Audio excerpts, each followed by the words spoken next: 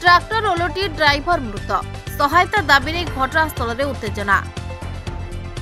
नुआपड़ा जिला खरियार थाना रणीमुंडा ग्राम में ट्रैक्टर ओलटी ड्राइवर पवित्र सबरकर मृत्यु घटी। तेबे मृतकों परिवार को सहायता दाबी नहीं घटनास्थल में उत्तेजना प्रकाश पाइथिला। कटमाल गाँव पवित्र ट्रैक्टर OD26E 4590 रे गुरुवार अपराह्न 4टारे ग्रामर जड़े व्यक्ति चाष जमी धान आणुले। तेबे बाटरे ट्रैक्टरटी ओलटी पड़ता। घटनास्थल में मृत्यु होता। खबर पाई खड़ियाल पुलिस घटनास्थल को पहुंची। मृत पवित्र स्त्री टिकेमरी शबर और 2 नाबालक पुओ असहाय हो पड़ते।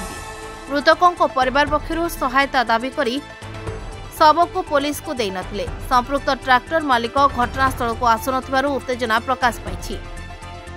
एने खड़ियाल थाना अधिकारी प्रदीप धरुआ को पचारू पुलिस घटनास्थल में अच्छी। मृत परिवार पक्षर वर्तमान पर्यंत थाना एतला दि जाए नहीं बोली कहिसंती। नुआपड़ारू सुरेश दंडसेना रिपोर्ट ना ओडिशा।